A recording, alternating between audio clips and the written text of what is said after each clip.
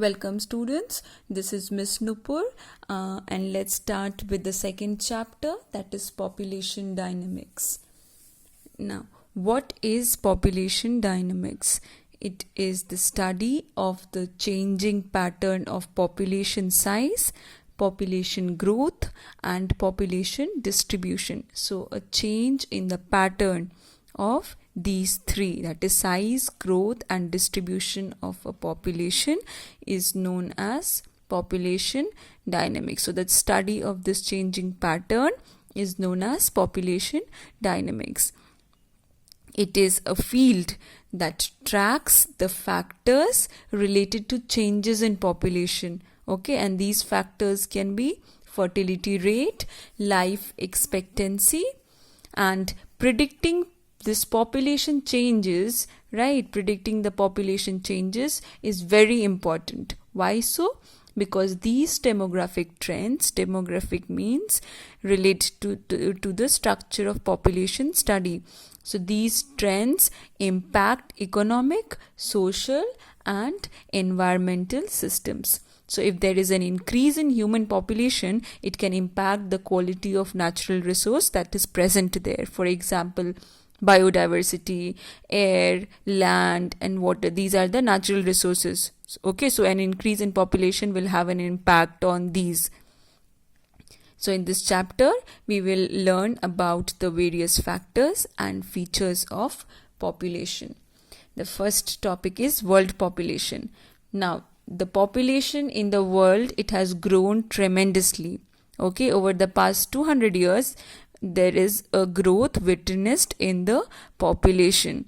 Okay, and in the world, and in the beginning of 1900, the population, it was less than 1 billion, but now at present it stands at over 7 billion. And the vast majority of this population, they live in the developing countries. So there are three categories of countries, right? One is developed, next is developing and underdeveloped. So the vast majority of the population, they live in the developing countries and not in the developed or underdeveloped countries. The world's population is spread unevenly. So it's not even at places, it is unevenly spread across the globe with small concentrations of large number of people living in the same areas. So the world as a whole has more empty areas than crowded areas. Now this growth of population has now slowed down.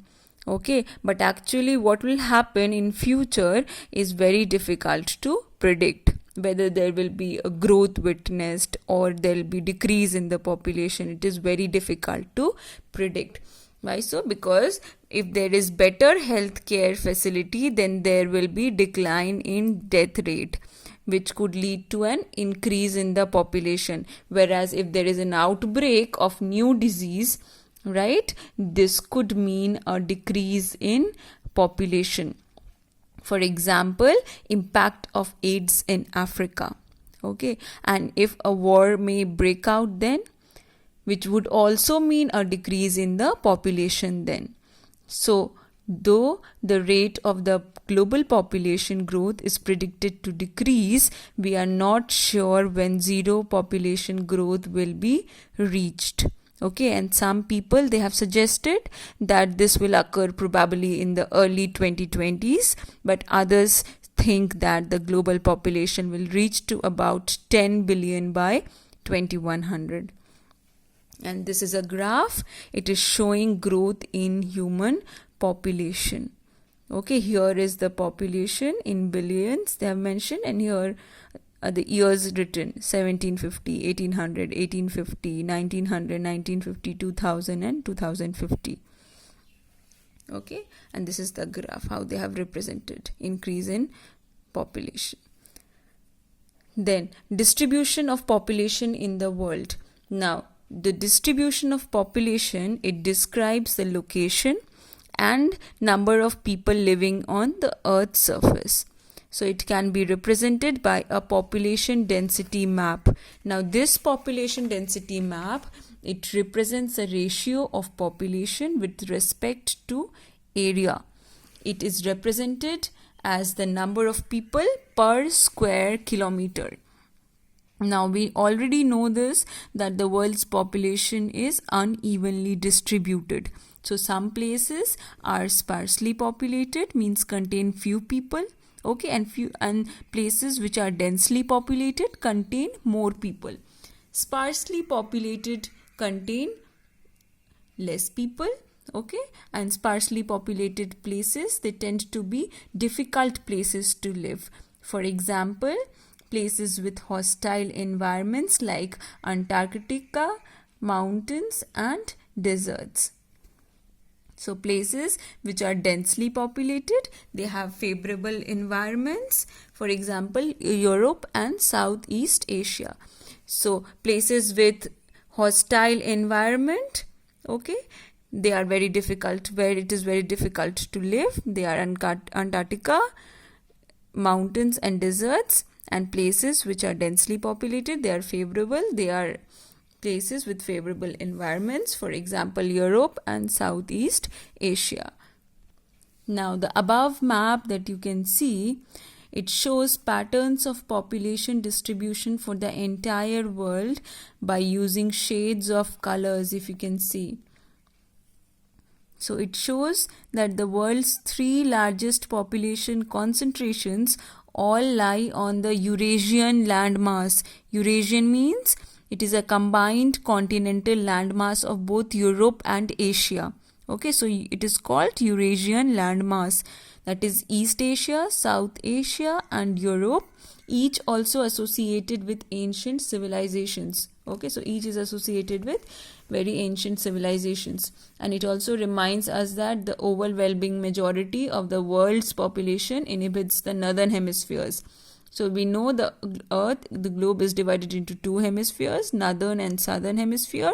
So here they say that the majority of the world's population inhabits the northern hemisphere. And the area around China, Korea and Japan, it holds about 1/4 of the world's population and nearly 1.3 billion in China alone. Okay, and the map, it shows that the population is concentrated in islands of Southeast Asia.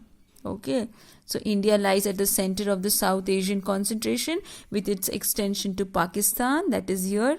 Okay, Bangladesh, that is here, and down here is the island of Sri Lanka.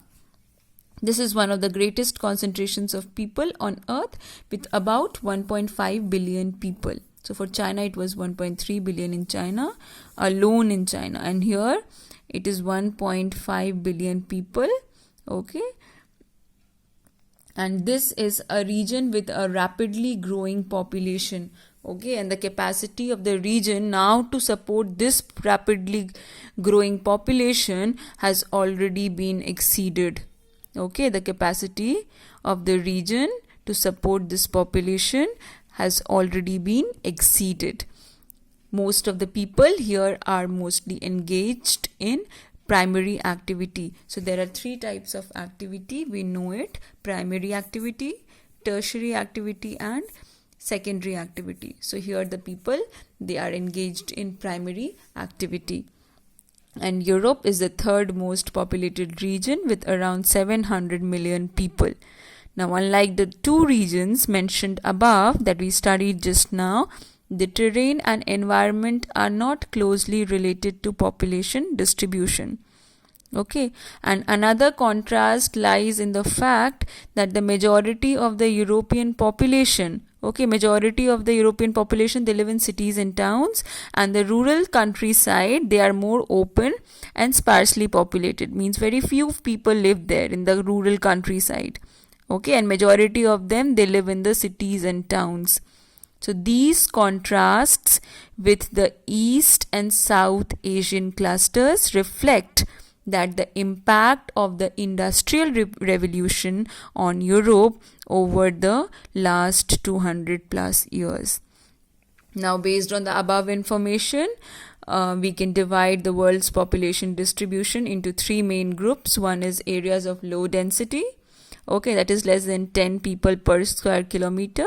Examples can be Sahara Desert and Canada. Okay, areas of medium density 10 to 50 people per square kilometer. Examples: California, Southeast Australia, and the Nile Valley in Egypt. And areas of high density above 50 people per square kilometer. Examples include South and East Asia and Europe. Now next is population density. What is that? It is the average number of people per square kilometer, and this is a way of measuring population distribution. Okay, and this is affected by size or area. So the same population size with a larger area will change the density of population. And if we express this population density using the formula, it will be population density equals to total population by total land area in kilometer square.